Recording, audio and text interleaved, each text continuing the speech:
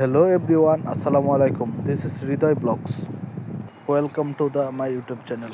চলে আসলাম আজকে কাতারের বিখ্যাত সেই আলুতান সেন্টার, কাতারের বিখ্যাত মোবাইল মার্কেট।